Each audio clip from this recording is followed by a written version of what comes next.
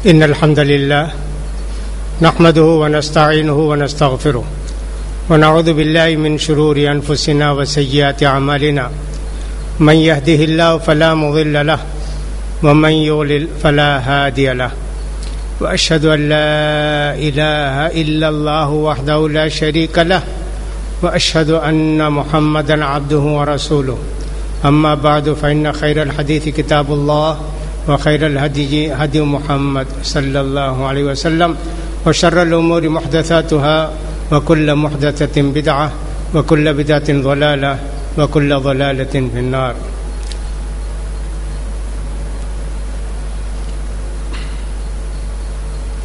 يقول الله سبحانه وتعالى في محكم تنزيله فلولا نفر من كل فرقة منهم طائفة ليتفقهوا في الدين ولينذروا قومهم إذا رجعوا إليهم لعلهم يحذرون. عن ابن عباس رضي الله تعالى عنهما قال قال رسول الله صلى الله عليه وسلم من يريد الله به خيرا يفقهه في الدين. پچھلے درس میں ہم نے بتایا تھا یہ کہ انسان کے لیے دین سیکھنا ضروری ہے. ایک مسلمان کو زندگی میں پیش آنے والی ساری باتوں کا حل اسلام کے اندر موجود ہے. ہمارا کوئی بھی کام جو ہم کریں گے دنیا میں یا تو اللہ کے ہاں اس کی پکڑ ہوگی یا اس کا ثواب ملے گا. قرآن مجید میں اللہ تعالیٰ نے فرمایا ما یلفظ من قول الا لدیہ رقیب عتید. انسان اپنے منہ سے جو بھی بول نکالتا ہے اس کو نوٹ کر لیے کے لیے ہمارے طرف سے مضبوط چوکس ہوشیار فرشتے مقرر ہیں. اور قرآن مجید کے اندر یہ بھی اللہ تعالیٰ نے فرمایا یعلمون ما تفعلون وإن علیکم کراما کاتبین. ہم نے فرشتوں کو مقرر کیا ہے، جو کچھ تم کرتے ہو وہ سب لکھتے ہیں، جانتے ہیں. تو معلوم یہ ہوا کہ صاحب ہماری بات ہو یا ہمارا کام ہو سب اللہ کیا نوٹ کیا جاتا ہے. بعض علماء نے یہ لکھا ہے وہ کام جس کا تعلق ثواب سے ہو یا سزا سے ہو وہ لکھا جاتا ہے.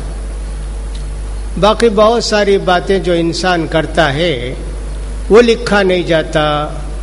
بہت سارا کام جو کرتا ہے لکھا. مثلا ایک آدمی بیٹھ کے ہاتھ ہلا رہا ہے اور فرشتے یہ نہیں لکھیں گے ہاتھ ہلا رہا ہے، یہ ایسا نہیں لکھیں گے. ایک آدمی مثلا اس کو تکلیف ہے کھانس رہا ہے فرشتے نہیں لکھیں گے کھانس رہا ہے ایسے. البتہ جو بھی بولا وہ لکھیں گے. سبحان اللہ ایک لفظ ہے، ہاں اس کا ثواب ہے. کسی مسلمان بھائی کو سلام کیا ثواب ہے. تو یہ سب لکھتے ہیں فرشتے. کسی ہاتھ سے اٹھا کے صدقہ دیا، ہاں یہ لکھتے ہیں فرشتے. کسی جانور کو جو تکلیف دینے والا تھا اس کو مارا، ہاں یہ کام ہے. تو معلوم یہ ہوا کہ ہمارے ہر کام بھی اور ہمارا ہر بول بھی اللہ کے لکھا جاتا ہے. تو ہم دین کے سراپا محتاج ہیں. کھانے کے بغیر پانی کے بغیر تو ہم کئی گھنٹے زندہ رہ سکتے ہیں، لیکن دین کے بغیر ہم 1 منٹ بھی زندہ نہیں رہ سکتے. ہمارے پاس ٹائم ہے، 10 منٹ ہے، ہمارا کام ختم، کھانا ختم، ضرورت کو جانا تھا وہ سب ختم ہو گیا. 10 منٹ اب کیا کرنا ہے 10 منٹ؟ ہاں دین کی ضرورت پڑتی ہے. سبحان اللہ پڑھو، الحمدللہ پڑھو، 2 رکعت نفل نماز پڑھو، فلاں کرو. یہاں دین سکھاتے ہیں ہم کو کیا کرنا ہے. ہاں نفل نماز پڑھنا بھی سورج نکل رہا ہے اب نہیں پڑھنا ہے، دین سکھاتا ہے. سورج ذرا نکل کے اونچا گیا، ہاں پڑھ سکتے ہیں. تو معلوم یہ ہوا کہ انسان کو دین کی ضرورت ہے کھانے پینے سے زیادہ. لہذا ہمیشہ علماء نے اور مسلمانوں نے دین کا خیال رکھا، اور اللہ کی مہربانی سے یہی ایک امت ہے جو اپنے نبی کے دین کو آج تک محفوظ رکھی ہوئی ہے. ورنہ تو ماضی میں ایسا تھا کہ سارے انبیاء کی تعلیمات کو ان کے ماننے والوں نے فراموش کر دیا، بھلا دیا. کوئی نہیں ہے بتانے کے لیے کہ صاحب ان کے نبی کی زندگی کیسے تھے. اسی لیے میں کبھی کبھی کہتا ہوں ہمارے یہاں چھوٹے بچے کو آپ کہیں گے وضو کر کے بتاؤ تو وضو کر کے بتائے گا. 2 رکعت نماز پڑھ کے بتاؤ تو 2 رکعت نماز پڑھ کے بتائے گا. سورہ فاتحہ پڑھو تو سورہ فاتحہ پڑھ کر بتائے گا. لیکن کسی پوپ سے آپ کہیں کہ عیسیٰ علیہ السلام نے کیسے وضو کیا، نہیں بتا سکتا. آپ اس سے کہیں کہ عیسیٰ علیہ السلام نے کیسے نماز پڑھی، وہ نہیں بتا سکتا. آپ اس سے کہیں کہ آپ کی جو اوریجنل انجیل ہے جو عبرانی زبان میں ہبرو زبان میں نازل ہوئی اس کی یہ آیت پڑھ کر سناؤ تو اس کو تو معلوم ہی نہیں ہے.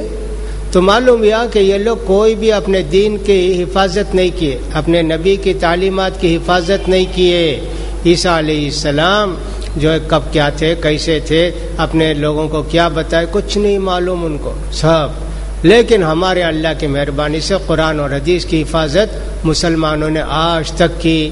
اسی لیے دنیا میں سوچنا بھی چاہیے جو مسلمان نہیں ہیں بھائی ان کا دین کیا ہے.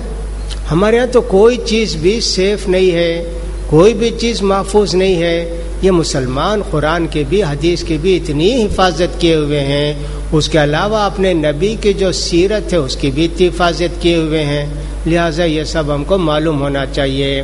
تو لہٰذا ایک انسان کو چاہیے کہ صاحب عبادت سے فارغ ہو کے دنیا کے اندر جو کچھ اللہ نے حلال روزی رکھا ہے اس کو کمانے کی کوشش کرے.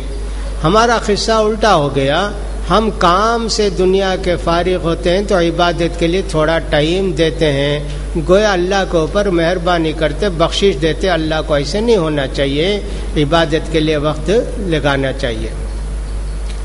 یہاں جو ہم کلاس پڑھیں گے اس کا نام ہے فقہ، الفقہ الاسلامی، اسلامی فقہ. فقہ کا کیا مطلب ہے؟ فقہ ہے عربی لفظ، اس کو فقہ کہتے ہیں. فقہ کا کیا مطلب ہے؟ فقہ کا مطلب ہے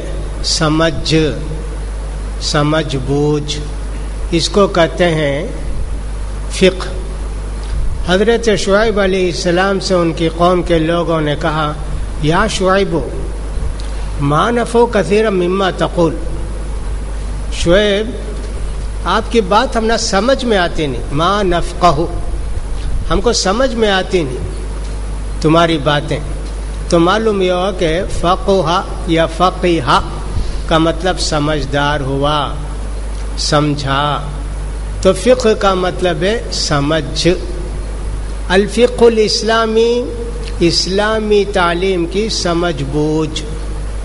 فقہ لیتفقہوا فی الدین، تاکہ دین کی سمجھ بوجھ حاصل کر کے یہ لوگ جا کے اپنی قوم کو بتائیں بے حلال یہ، حرام یہ، جائز یہ، ناجائز یہ. تو اس کو کہتے ہیں فقہ. فقہ کا ایک ڈکشنری میں یہ معنی ہے سمجھ بوجھ. لیکن ہم جو اسلامی فقہ کہتے ہیں اس کا کیا معنی ہے؟ دین کی وہ باتیں جس پر ہم عمل کرتے ہیں ان کے حکم کو جاننا. دین کی وہ باتیں جن پر ہم عمل کرتے ہیں، پریکٹس کرتے ہیں، ان کے حکم کو جاننا، اس کو بولتے فقہ اسلامی. یا یوں کر لیجئے اس کو کہتے ہیں اصطلاح میں فقہ. یعنی ہم جو فقہ پڑھیں گے وہ یہ ہے کہ انسان جو کام کرتا ہے اس کا حکم جاننا. اب اس سے معلوم ہو گیا آپ کو جو کام کرتا ہے عقیدہ نہیں ہے فقہ میں. عقیدہ کا الگ حصہ، وہ عقیدہ کی کتابیں الگ. فقہ میں آپ کو یہ نہیں بتایا جائے گا کہ حضرت جبریل علیہ السلام کی ڈیوٹی کیا تھی، حضرت میکائیل علیہ السلام کیا ہیں، کتنے فرشتوں پر ایمان لانا. یہ ایک آدمی جب مسلمان ہو جاتا ہے یہ ساری باتیں عقیدے کی مان لیتا ہے تو وہاں فقہ کی ضرورت پڑتی ہے اس کو. تو دین کے معاملے میں یا ایک مسلمان جو کچھ کام کرتا ہے اس کے حکم کو جاننا. یہ حکم کہاں سے جانے گا؟ وہ ہمارے والد بولے، ہمارے دادا بولے، نہیں، یہ حکم نہیں ہے. وہ حکم جانے گا شریعت سے، اور شریعت کا حکم اس کو کہاں سے ملے گا؟ قرآن حدیث سے ملے گا. اس کو بولتے ہیں فقہ.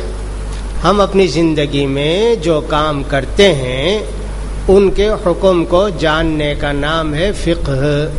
اور جانیں گے کہاں سے؟ قرآن حدیث سے جانیں گے. اور یہی ہمارے لیے پروف ہے، دلیل ہے، اتھارٹی ہے قرآن اور حدیث. تو لہٰذا اس کو ہم جانیں گے فقہ کے اندر. فقہ حاصل ہوتا ہے کہاں سے؟ قرآن اور حدیث کی سمجھ سے. قرآن حدیث میں یقیناً ساری باتیں بتائی گئی ہیں، لیکن ان کے جو ہے قانون بتائے گئے. ہر چیز کی بات نہیں بتا دی گئی قرآن حدیث کے اندر. البتہ رول بتا دیا گیا کہ دیکھو اس کے مطابق اگر یہ ہے تو جائز، اس کے مطابق اگر نہیں ہے تو یہ جائز نہیں. اس وقت دنیا بہت بڑی تھی اور آج بھی اس سے بہت بڑی ہے. دنیا کی ہر چیز کو لا کے قرآن میں داخل کرنا تو ناممکن سی بات نہ ہے. تو اس لیے قرآن اور حدیث کی باتوں کو جاننا اور ان جو مسئلے نئے نئے ایجاد ہوتے ہیں قرآن و حدیث کی باتوں کو رکھ کر اس پر حکم لگانا ایک فقیہ کا کام. یہ جو شریعت کا حکم بتاتے ہیں کتاب و سنت کو دیکھ کر ان کو بولتے فقیہ. ہمارے پاس ایک فقہ ہے، ایک فقہ اسلامی ہے، ایک فقیہ ہے. فقہ عام طور پر ڈکشنری میں سمجھ بوجھ. فقہ اسلامی ایک مسلمان دین کے معاملے میں جو بھی کام کرتا ہے یا جو بھی کام کرتا ہے دین کا حکم جاننے کو کہتے ہیں فقہ اسلامی یا فقہ کہہ لیجئے. اس کے بعد یہ حکم جو کتاب و سنت کے بتاتے ہیں ان سے کتاب و سنت سے لے کر ان کو کہتے ہیں فقیہ. تو یہ فقہ ہوا. تو اللہ کے پیارے رسول صلی اللہ علیہ وسلم کے زمانے میں کوئی بھی ایک بات ہوتی تو ڈائریکٹ اللہ کے پیارے رسول صلی اللہ علیہ وسلم سے پوچھ لیتے کہ اس کا حکم کیا ہے. یا تو قرآن مجید میں وہ آیت نازل ہوتی یا پھر اللہ کے پیارے رسول اپنی طرف سے وہ بات بتاتے. تو معلوم ہو گیا کہ صاحب وہاں تو وہ اس کی ضرورت نہیں تھی کہ صاحب قرآن کو رکھو حدیث کو رکھو دونوں کو رکھ کر اس کے بعد نکالو اسے مسئلہ، ایسی ضرورت ہی نہیں تھی. وہ تو اللہ کے پیارے رسول بتا دیے، اللہ کی طرف سے بتا دیے. اب اللہ کے رسول صلی اللہ علیہ وسلم کے انتقال کے بعد یہ ہوا کہ صاحب اب تو وحی کا سلسلہ ختم ہو گیا.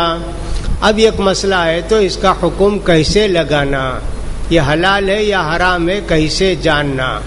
تو کتاب و سنت کو دیکھتے تھے صحابہ اکرام. نہیں ملا تو پھر صحابہ سے پوچھتے تھے بھی آپ کو کوئی مسئلہ معلوم ہے کیا کہ یہ بات پیش آئی ہے، اس میں ہم کو کیا کرنا چاہیے. اس طرح صحابہ اکرام کوئی بات بتا دیتے تو ہاں میں نے یہ حدیث سنی ہے تو وہ بھی حدیث کی بات ہو گئی. یا پھر دیکھتے کہ صاحب اس میں کسی کا اختلاف نہیں، سارے صحابہ ایک رائے کو ایک اوپینین کو مان لیتے ہیں تو اس پر عمل کرتے ہیں. تو اس طرح ہوتا ہے. حضرت عبداللہ بن مسعود رضی اللہ تعالیٰ عنہ کے تعلق سے آتا ہے کہ ایک لڑکی کے تعلق سے پوچھا گیا. اس لڑکی کی شادی ہوئی، شادی ہونے کے بعد ابھی وہ بیوی سے ملا بھی نہیں، انتقال ہو گیا، نکاح ہو گیا، ایجاب قبول ہو گیا، لیکن ہارٹ اٹیک ہو گیا سمجھو. ابھی وہ دلہن کے پاس گیا بھی نہیں، ملا بھی نہیں، لیکن ایجاب قبول ہو گیا. اب اس لڑکے کو کیا کریں؟ یہ لڑکی جو ہے کیا کرے گی؟ عبداللہ بن مسعود نے کہا میں فتویٰ دیتا ہوں بھائی، اگر یہ فتویٰ اللہ کی صحیح ہے تو یہ اللہ کی طرف سے مجھے دل میں آئی بات، اور اگر میرا فتویٰ غلط ہے تو شیطان ڈالا میرے دل میں بات. یہ عورت عدت کے دن گزارے گی، 4 مہینہ 10 دن، اس کا مہر دینا، اس کا شوہر کا مال رہا تو اس میں میراث دینا، اسے ترکہ دینا. بھائی ایجاب قبول ہو گیا نا. فوراً ایک صحابی اٹھ کر بولے معقل بن یسار، بالکل آپ سچ بولے جی. اسی وقت آئے ہوں گے وہ. اللہ کے پیارے رسول کے زمانے میں بھی ایسا ایک کیس آیا. بروا بنت واشق ایک صحابیہ تھیں، ان کا کیس ایسے ہی ہوا. شادی ہوئی، ابھی اپنے بیوی سے ملے بھی نہیں، انتقال ہو گیا. اللہ کے پیارے رسول صلی اللہ علیہ وسلم نے ایسے حکم دیا، ترکہ بھی ہے، مہر بھی ہے، عدت بھی ہے. اس طرح تو صحابہ کبھی کبھی جو ایک دوسرے کو حدیث معلوم ہوتی وہی کرتے. یہ بھی شریعت کا حکم ہو گیا. تو کبھی کبھی اس کے علاوہ بھی دوسرے احکام بھی ہوتے تھے.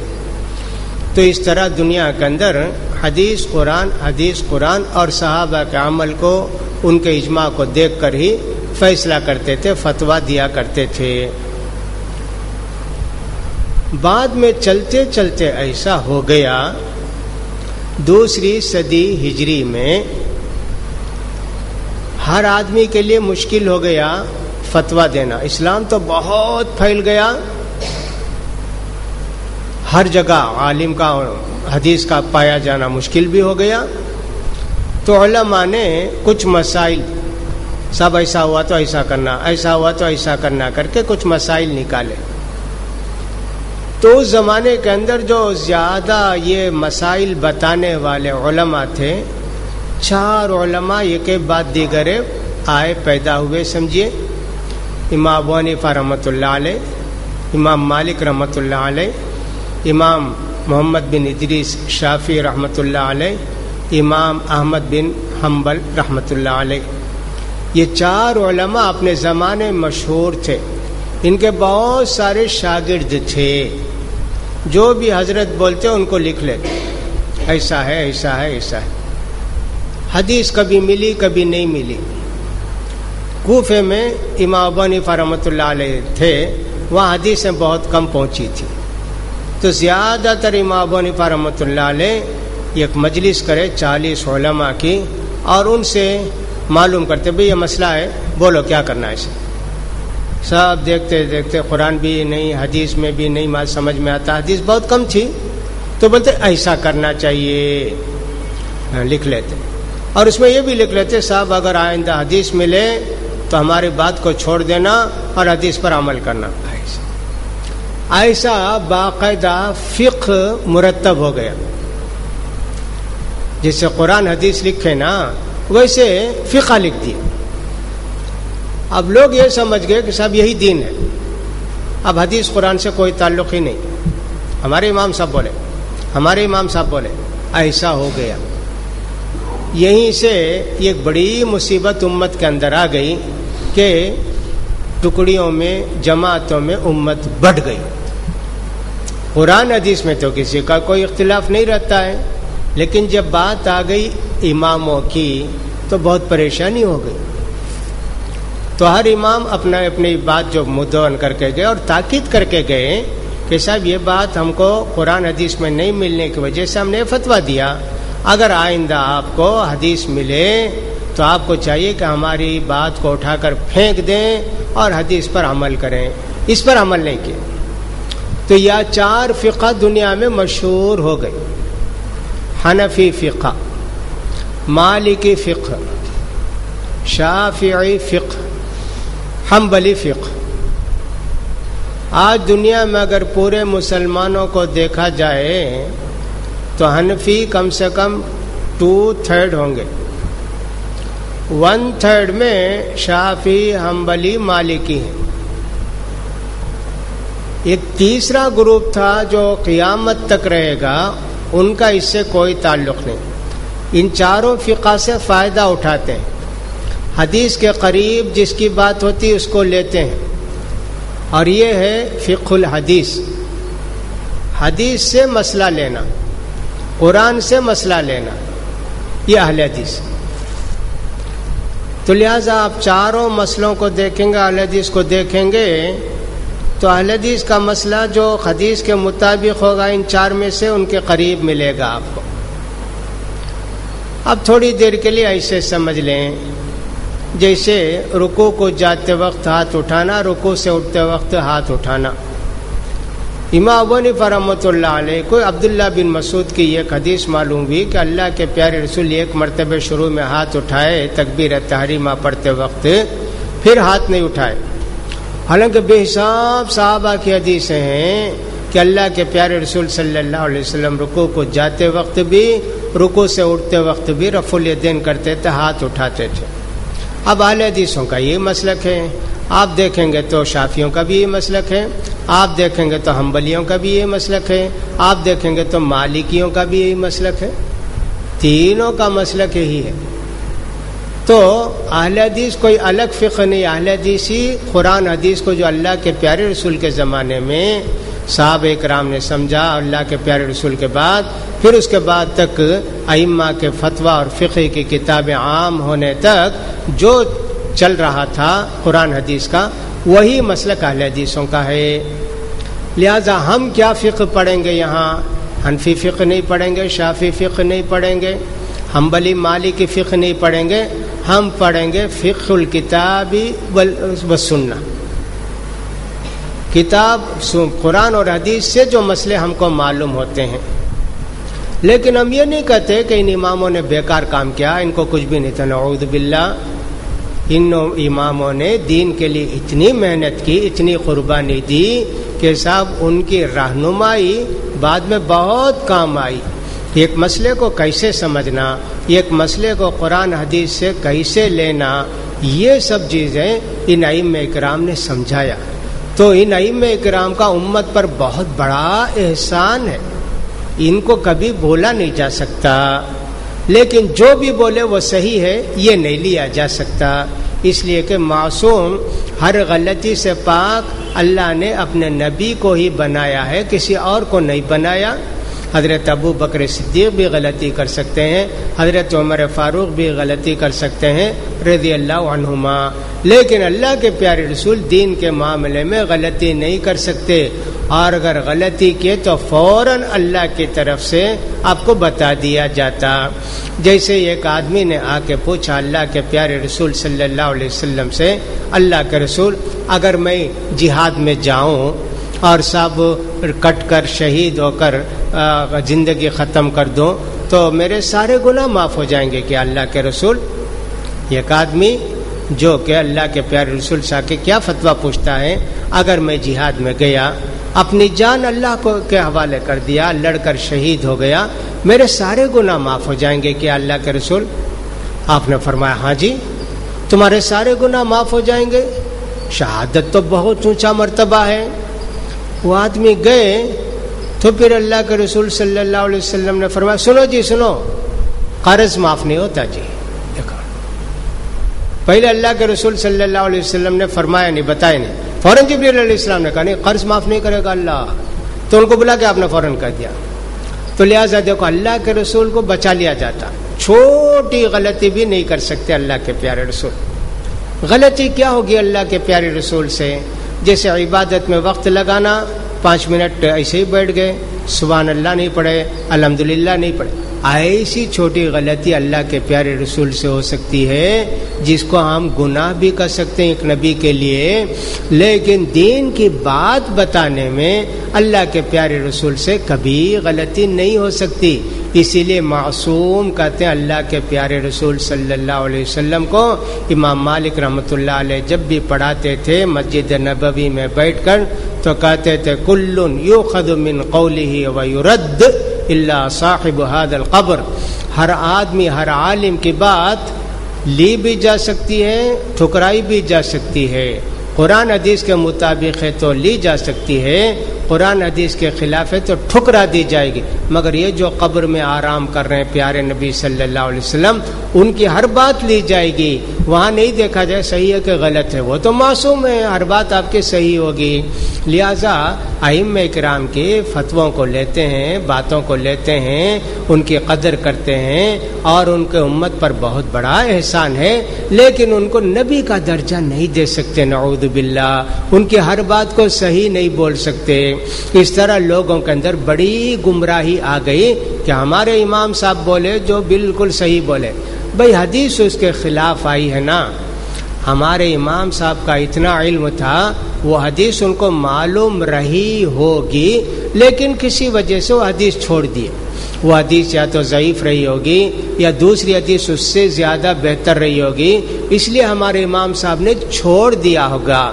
تو ہر آدمی اپنے اپنے امام کو پکڑ کے ان کو نبی کا درجہ دے دیا، یہاں تک کہ 812 ہجری میں کعبے کے اندر مسجد حرام کے اندر 4 قبلے بھی بنا کے لوگ نماز پڑھنے لگے، نعوذ باللہ۔ یہ بہت بڑی مصیبت آفت بعد میں آ گئی، لہٰذا اس کا خیال کرنا چاہیے۔ تعجب ہوتا ہے کہ آج کے دور میں بھی بہت سارے علماء ایسے ہی ہیں کہ صرف فقہ کو دیکھتے ہیں، حدیث قرآن سے گویا ان کا کوئی تعلق ہی نہیں ہے۔ دارالعلوم دیوبند ہندوستان کا بہت بڑا مدرسہ ہے، اس سے بڑا کسی کا مدرسہ نہیں ہے، بلکہ دنیا کے بھی عربی مدرسوں میں آپ اگر دیکھیں گے تو معلوم ہوتا ہے کہ دنیا کے اندر بھی بہت بڑا مدرسہ ہوگا وہ ایک طرح سے۔ لیکن وہاں کے جو فتاوی دارالعلوم دیوبند ہیں، وہاں کے جو مفتی صاحبان نے فتویٰ دیا ہے، کہیں اس میں یہ نہیں لکھتے کہ حدیث میں ایسا آیا اس لیے حلال ہے، حدیث میں ایسا آیا حرام ہے، اللہ قرآن میں ہے اس وجہ سے یہ حرام نہیں لکھتے۔ کیا لکھتے ہیں؟ مبسوط میں ایسا لکھا ہے، کاسانی نے ایسا لکھا ہے، در مختار میں ایسا لکھا ہے، فتاوی عالمگیری، یعنی فقہ کی جو کتابیں ہیں صرف اس کا ریفرنس دیتے۔ اگر ان کے پاس سمجھے کہ 50,000 فتوے ہیں تو یوں سمجھ لیجئے 40 پر 9,990 پر 5 فتوے فقہ کے ہوں گے، 2-3 فتوے بھول کے قرآن حدیث کا ذکر کرے ہوں گے۔ یہ کیا طریقہ ہے بھائی؟ اب یہاں حیدرآباد میں ایک بڑے عالم صاحب رہتے ہیں، ان کا نام ہے خالد سیف اللہ رحمانی، بڑے عالم ہیں، اس میں کوئی شک نہیں۔ ہر ہفتے منصف وہاں کا جو اردو اخبار ہوتا ہے اس میں وہ دینی فتوے آتے ہیں، لوگ فتوے پوچھتے ہیں ان سے، تو کبھی نہیں بولتے قرآن میں ایسا حدیث میں ایسا ہے، ہمیشہ لکھتے ہیں مبسوط میں ایسا لکھا ہے، صاحب کاسانی نے یہ لکھا ہے، اور صاحب در مختار میں ایسا ہی دیتے آج بھی۔ حالانکہ قرآن حدیث کتنا کامن ہو گیا آج کل، کتنی آسانی ہو گئی۔ اچھا اب سوال یہ ہے کہ صاحب آپ کے جو عالم صاحب نے فتویٰ دیا ہے وہ قرآن اور حدیث کو بیس بنا کر دیے ہیں، اپنی عقل سے دیے ہیں، آپ بھی کہیں گے نہیں قرآن حدیث کو بیس بنا کے دیے ہیں، تو پھر آپ کو قرآن حدیث، ہمارے امام صاحب نے قرآن کی اس آیت کو بیس بنا کے فتویٰ دیا، اس حدیث کی وجہ سے ہمارے امام صاحب نے فتویٰ دیا، ایسا کیوں نہیں لکھتے؟ نہیں لکھتے، کہتے ہیں اس سے یہ ہو جائے گا کہ صاحب دوسری حدیث لا کر بولیں گے دیکھو اس سے پرفیکٹ حدیث ہے نا، تو پھر امام صاحب کی بات کو چھوڑنا ہوگا نا، ایسے معلوم ہوتا۔ لہٰذا میرے بھائیوں، فتنے کا دور، بہرحال یہ فقہ جو ہے امت کے اندر آسانی کے لیے پیدا کی گئی، لیکن لوگوں نے امت نے اس کو مشکل بنا دیا۔ تو فقہ جو عام طور پر دنیا کے اندر ہے وہ 4 فقہ رائج ہے۔ اس کے علاوہ ایک اور فقہ ہے جس کو شیعہ فقہ کہتے ہیں، ان کا کوئی تعلق ہم لوگوں سے نہیں ہے۔ اس کے علاوہ ایک اور فقہ ہے جس کو خوارجی فقہ کہتے ہیں۔ یہ شیعہ فقہ ایسا ہے کہ سب اللہ کے پیارے رسول صلی اللہ علیہ وسلم کی گھر والوں کے ساتھ، آپ کے خاندان والوں کے ساتھ اپنی محبت کا اظہار ایسا کیے کہ ان کو جو اللہ کے درجے پر پہنچا دیے۔ یہ سب اپنی عقل کی وجہ سے، قرآن و حدیث کو مان کر نہیں۔ اور دوسری غلطی ان کی یہ ہوئی کہ سارے صحابہ کو انہوں نے کافر قرار دے دیا، تو لہٰذا فقہ شیعہ سے ہمارا کوئی تعلق نہیں ہے، اس کو فقہ جعفری کہتے ہیں، اس میں بھی مختلف فقہ کے گروپ سے، ان سے ہمارا کوئی تعلق نہیں۔ یہ خوارج، یہ سب ایکسٹریمسٹ اس زمانے کے ایکسٹریمسٹ، حضرت عثمان کافر، حضرت علی کافر، حضرت معاویہ کافر، فلاں یہ دین میں ایک چھوٹی غلطی بھی کر دیتی ہے گناہ معاف نہیں ہوگا، یہ جہنم کو جائے گا، ایسے ایکسٹریمسٹ۔ آج بھی یہ لوگ لیبیا کے پہاڑوں میں کچھ لوگ تھے، اسی طرح کہہ رہے ہیں کہ صاحب مسقط میں بھی کچھ لوگ اس طرح کے ہیں ابھی، لیکن آج یہ گروپ ان کا وجود نہیں ہے۔ شیعہ کا وجود تو ہے، خوارج کا وجود نہیں ہے، تو خوارج کے فقہ سے بھی ہم کو بحث نہیں، شیعہ کے فقہ سے بھی ہم کو بحث نہیں۔ انڈیا کے اندر آپ دیکھیں گے تو 3 قسم کے فقہ آپ کو معلوم ہوں گے۔ ایک تو فقہ الکتاب و سنہ جن کو ہم اہل حدیث کہتے ہیں، اور دوسرے فقہ حنفی جو کہ 2/3 کے قریب ہوں گے انڈین مسلمانوں میں، اور تیسرے فقہ ہوتے فقہ شافعی۔ یہ 3 فقہ سمجھے کہ انڈیا کے اندر آج بھی ہیں، لہذا ہم کتاب و سنت پر کو ماننے والے اور اس کے مطابق فتویٰ دینے والے ہیں، اور کتاب و فقہ سنت کے اندر حدیث کے اندر جو باتیں بتائی گئی ہیں اسی سے ہم مسئلوں کو نکالتے ہیں۔ کبھی ہم یہ نہیں کہتے فلاں آدمی نے یہ کہا اس لیے صحیح ہے، نہیں، اللہ اور اللہ کے رسول نے یہ کہا اس لیے یہ صحیح ہے، فلاں امام صاحب نے حدیث سے یہ فتویٰ دیا اس لیے ان کا فتویٰ صحیح ہے، لہذا امام ابو حنیفہ رحمۃ اللہ علیہ، امام مالک رحمۃ اللہ علیہ، امام شافعی رحمۃ اللہ علیہ، امام احمد بن حنبل رحمۃ اللہ علیہ، یہ چاروں ائمہ کرام کے ان کی فقہ ہے دنیا کے اندر، اور ان کے ماننے والے بھی بہت سارے لوگ ہیں۔ جو بھی کتاب و سنت کے مطابق مسئلہ ہو اس کو لے لینا چاہیے، اسی پر عمل کرنا چاہیے۔ ایک مسئلہ ہم دیکھیں کتاب و سنت کے مطابق ہم کیسے عمل کرتے ہیں۔ زیور کی زکوٰۃ ہے، مثلا زیور کی زکوٰۃ کے متعلق امام مالک بھی، امام احمد بن حنبل بھی اور سب امام شافعی بھی کہتے ہیں سب زیور میں زکوٰۃ نہیں ہے، وہ تو زینت کی چیز ہے، پہننے اوڑھنے کی چیز ہے، اس میں زکوٰۃ کیسے؟ جو چیز کے اپنی ضرورت سے زیادہ ہو اس میں زکوٰۃ ہوتی ہے، اور یہ تو عورت اپنے پہننے کے لیے بناؤ سنگار کے لیے رکھی ہے تو لہٰذا اس میں زکوٰۃ نہیں ہے۔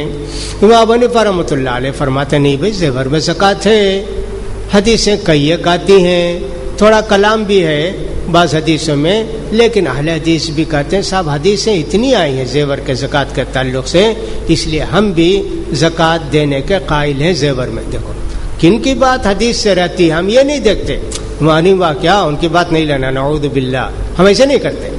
انہوں نے حدیث کی بنیاد پر فتویٰ دیا، اتنی حدیثیں آئی ہیں زکوٰۃ کے دینا چاہیے، زیور کی زکوٰۃ دینی چاہیے، اس پر عمل کرتے ہیں تو اہل حدیث بھی کہتے ہیں۔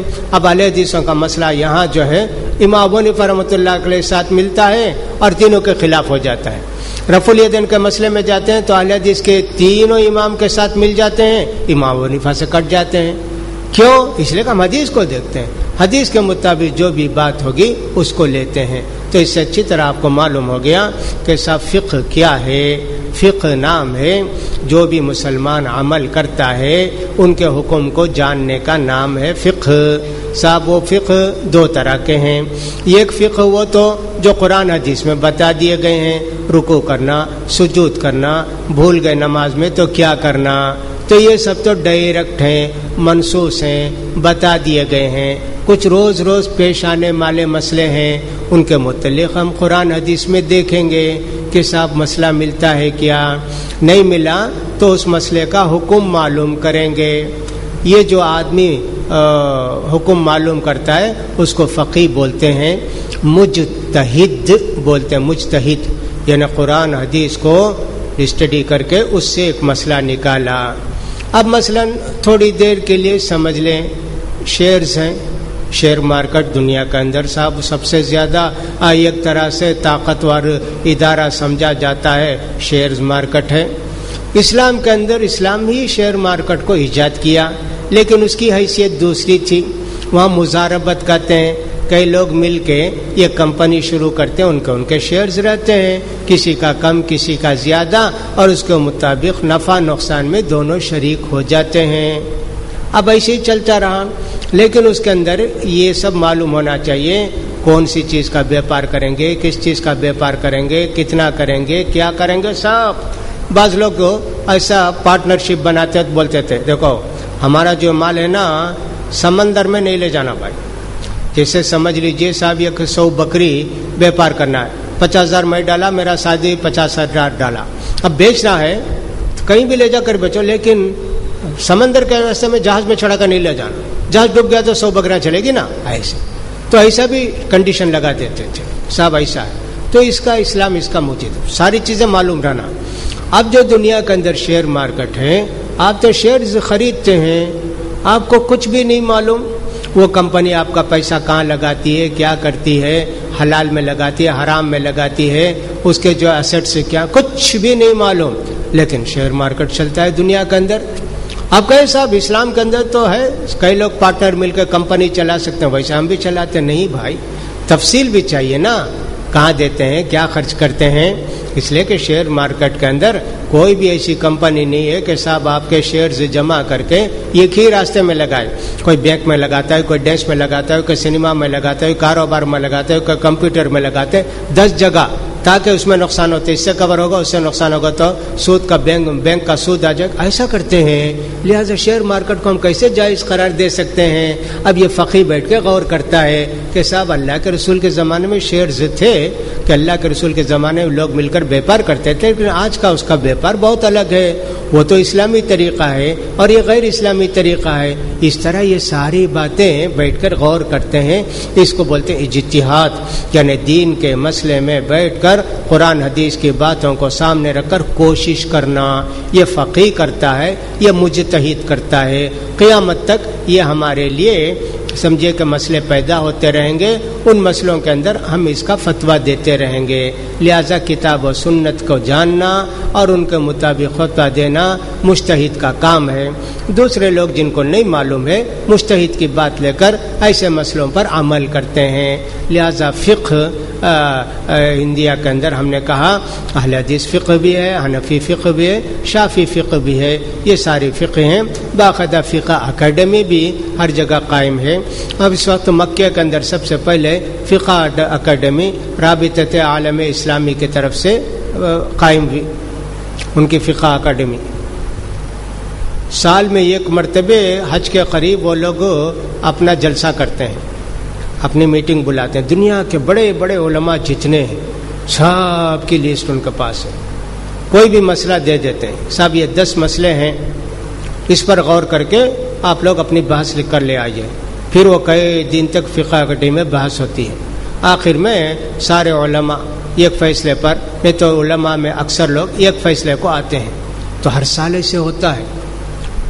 فوری مسئلہ جو پیش آتا ہے وہ تو اپنی جگہ حل کر لیتے ہیں, لیکن دنیا کے جو کامن مسائل ہیں ان کو لے کر, وہ سیاست سے متعلق ہو, الیکشن سے متعلق ہو, یا ایک صاحب یہ شیئر مارکیٹ کے متعلق ہو, کوئی بھی چیز ہو, جیسے اعضاء کی پیوند کاری, ایک کا گردہ اٹھا کے دوسرے آدمی کے لگانا, صاحب اسی طرح جو ہے خون ایک کے جسم سے نکال کے دوسرے کے جسم میں, یہ سب جو بالکل کامن مسئلے ہیں نا, تو اسلام کی باتیں معلوم ہونا چاہیے. تو اس طرح یہ بھی کرتے ہیں. انڈیا کے اندر بھی فقہ اکیڈمی مجاہد الاسلام قاسمی صاحب نے قائم کیے, وہ بھی ہے, لیکن اس میں عام طور پر ایک ہی گروپ کے لوگ شامل ہوتے ہیں. حالانکہ دعوت تو سب کو دیتے ہیں, کوئی جاتے ہیں کوئی نہیں جاتے ہیں. وہاں بھی ایسے یہ سب مسائل لے کر کہتے ہیں کہ صاحب یہ جائز ہے, نہیں جائز ہے, کیا ہے, کیسے ہے, یہ سب چیزیں بحث ہوتی ہیں. تو بہرحال فقہ کی ضرورت قیامت تک رہے گی.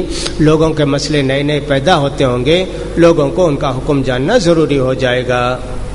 یہ بھی آپ کو معلوم ہو گیا کہ فقہ کے اندر آپ عقیدے کی بات تلاش کریں گے تو نہیں ملے گی. اسی طرح قل هو اللہ پڑھنے کی فضیلت کیا ہے, فقہ کی کتاب اٹھا کر دیکھیں گے آپ تو فقہ کی کتاب میں تو قل هو اللہ کی فضیلت نہیں ملے گی, وہ تو حدیث کی کتاب میں ملے گی. فضائل جو جمع کیے حدیث کو سامنے رکھ کر اس میں ملے گی آپ کو, فقہ کے اندر آپ کو نہیں ملے گی. فقہ کے اندر جو کرنے کے کام ہیں اس کے متعلق آپ کو ملے گی. فقہ کے اندر آپ یہ بھی دیکھ سکتے ہیں کہ اللہ کے پیارے رسول جمعے کے دن جمعے کی نماز میں کون سی سورہ پڑھتے تھے, یہ تو ملے گی, لیکن اس جمعے کی فضیلت کیا ہے یہ نہیں ملے گی آپ کو. پیارے نبی صلی اللہ علیہ وسلم فجر کی سنت میں قل یا ایھا الکافرون قل اللہ پڑھتے تھے, یہ تو مل جائے گا فقہ کی کتابوں میں آپ کو, لیکن یہ نہیں ملے گا صاحب قل اللہ پڑھنے کی فضیلت کیا ہے, یہ نہیں ملے گا.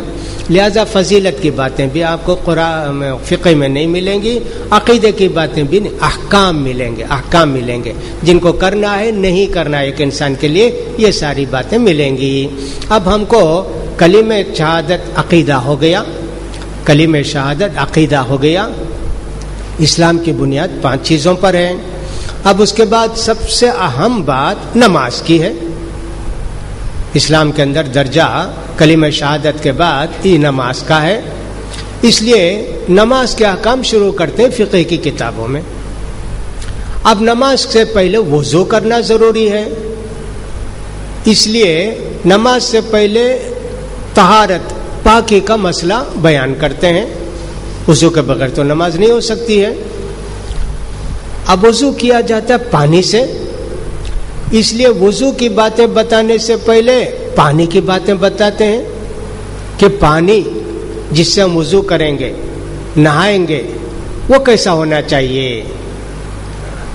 اب فقہ کے اندر یہ نہیں معلوم ہوگا کہ صاحب کون سا پانی پینا چاہیے، کون سا پانی نہیں پینا چاہیے، لیکن لا ضرر ولا ضرار، نقصان پہنچاؤ بھی نہیں جان بوجھ کر، اور بغیر جانے بوجھے بھی نقصان مت پہنچاؤ۔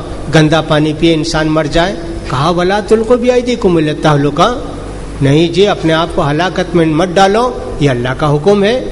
لہذا انسان خود سوچے گا قرآن پڑھ کر کہ صاحب گندا پانی نہیں پینا چاہیے، لیکن یہاں حکم یہ ہے وضو کون سے پانی سے کرنا چاہیے۔ یہ بہت بڑا مسئلہ ہے۔ پانی میرے بھائیوں دنیا میں کہیں کم ہے، کہیں زیادہ ہے پانی۔ عرب کے اندر تو پانی کی بڑی قلت تھی، بڑی کمی تھی، آج بھی ہے، لیکن اس کو دوسرے ذریعے سے اس کمی کو پورا کر لیا گیا۔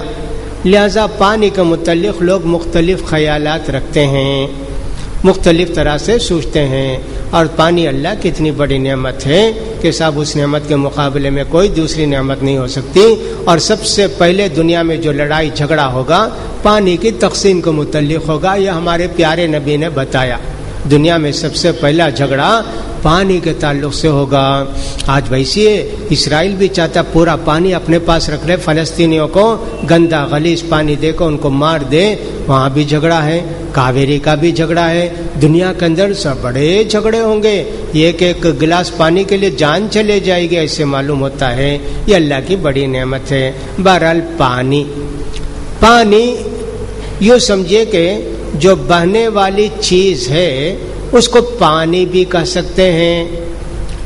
اب جیسے پانی جب ہم بولتے ہیں تو سیال لیکوڈ جو ہوتا ہے وہ، اب لیکوڈ کو پانی نہیں بول سکتے ہم لوگ، واٹر جس کو کہیں گے وہ تو گلاب کا پانی کہلائے گا، ہم کہتے ہیں روز واٹر، واٹر نہیں بول سکتے، حالانکہ واٹر اس کے ساتھ بھی ہے، روز کے ساتھ بھی ہے۔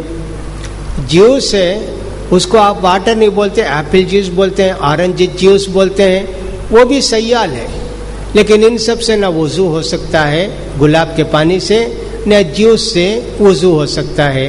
ہاں پی سکتے آپ، پینے کا حکم دوسرا ہے، یا طہارت کے لیے استعمال ہونے والی چیزیں دوسرے پانی۔ اب پانی کہاں سے ملتا ہے؟ پانی یا تو آسمان سے برستا ہے، یا پھر برف پگھل کے نہروں میں جاری ہوتا ہے، یا زمین سے نکالا جاتا ہے۔ سب کو پانی ہی بولیں گے، البتہ بارش بولتے ہیں، باوڑی کا پانی، کنویں کا پانی بولتے ہیں، سمندر کا پانی بولتے ہیں، نہر کا پانی بولتے ہیں۔ اس طرح پانی سب کے ساتھ ہے، برف کا پانی بولتے ہیں، پانی سب کے ساتھ ہے، لیکن سارے پانی کا ایک ہی حکم ہے، وہ آسمان سے نازل ہونے والا پانی، زمین سے نکالے جانا والا پانی، سمندر کا پانی، نہر کا پانی، کنویں کا پانی، سب کا ایک ہی حکم ہے۔ پانی کے اندر دو باتیں ہوتی ہیں، ایک تو پانی بذات خود پاک ہوتا ہے، اور دوسرا پاک کرتا ہے، اس لیے پانی کو بولتے ہیں طاہر مطہر۔ طاہر وہ خود پاک ہوتا ہے پانی، اور دوسری چیزوں کو پاک کرتا ہے، جیسے کوئی استنجا جاتا ہے تو سب پانی استعمال کرتا ہے، کپڑے میلے ہو جاتے ہیں، گندے ہو جاتے ہیں، پانی اس کو پاک کرتا ہے، ہر چیز کو پانی پاک بھی کرتا ہے، وہ پاک ہے اس لیے پاک کرتا ہے، وہ خود پاک ہے اس لیے وہ پاک کرتا ہے۔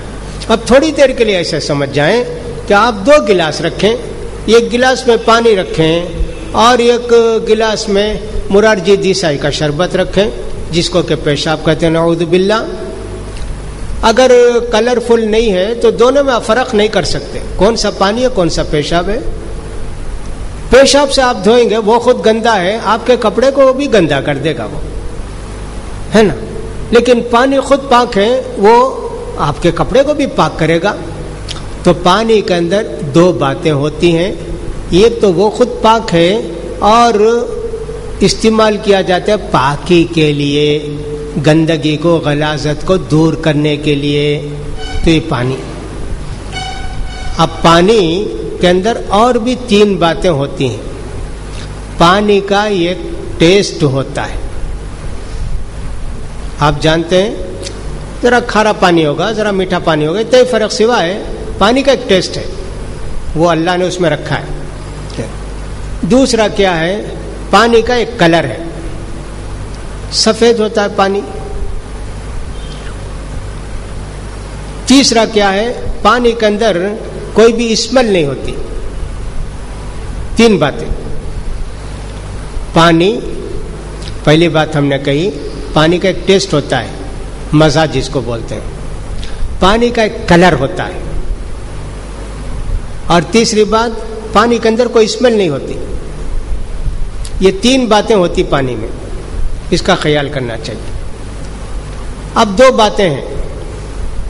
پانی کی کوئی اسمیل نہیں ہوتی.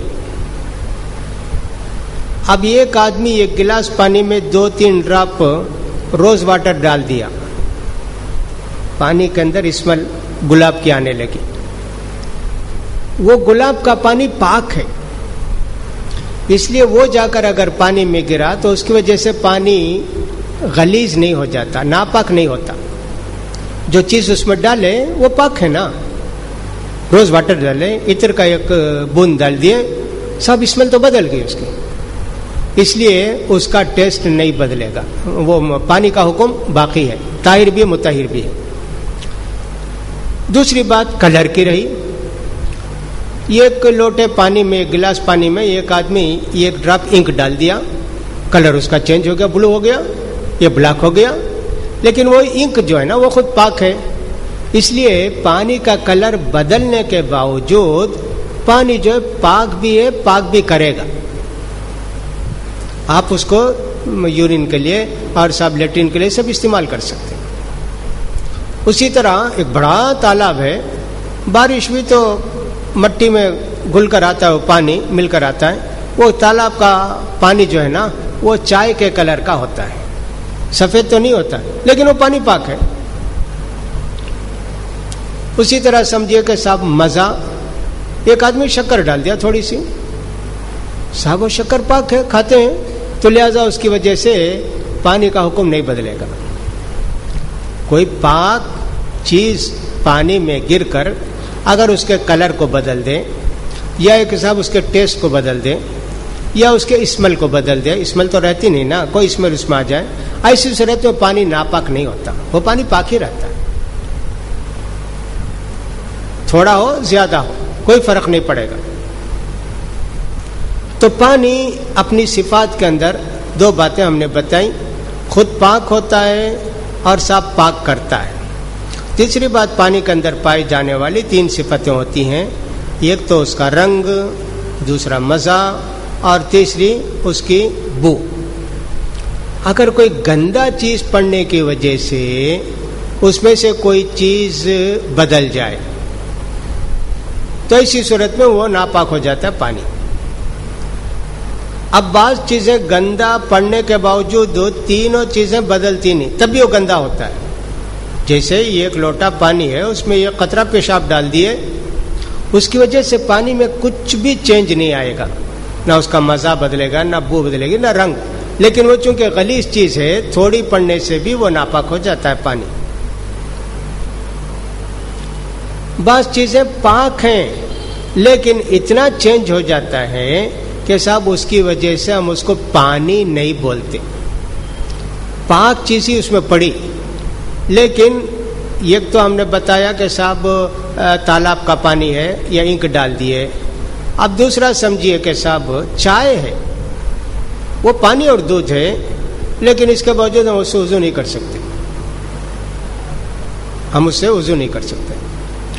دال پکائے, تھوڑی دال ڈالے, پانی زیادہ ڈال دیے, وہ دال کا پانی نکال کے ہم وضو نہیں کر سکتے صاحب. ہم پی سکتے, وہ تو دوسری بات ہے.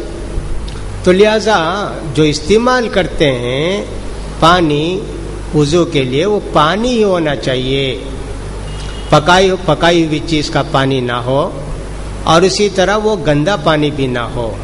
تو پانی کے متعلق سب سے پہلے بحث کرتے ہیں. جیسا کہ میں نے کہا کہ پانی کے لیے لوگ اپنا الگ الگ معیار مقرر کیے ہیں. اللہ کے پیارے رسول صلی اللہ علیہ وسلم کے زمانے مدینے میں یہ کنواں تھا, یہ ایک باوڑی تھی سمجھو نا، یہ گڑا تھا، اس کو بولتے تھے بئر بضاعہ. اچھا، تو اس کے متعلق انشاءاللہ آئندہ بیان کریں گے. میں سمجھا 7:15 تک ہے، غلطی ہو گئی. اچھا انشاءاللہ آئندہ اس میں اس کے متعلق پانی کیا ہے، پانی کے احکام کیا ہے، تفصیل کے ساتھ بتانے کی کوشش کریں گے. یہ دو جو باتیں ہوئی ان کا بتانا ضروری تھا. اب ڈائریکٹ ہم لوگ فقہ کے اندر داخل ہو جائیں گے، احکام بتائیں گے. اللہ تعالیٰ توفیق دے. وآخر دعوانا الحمدللہ رب العالمین.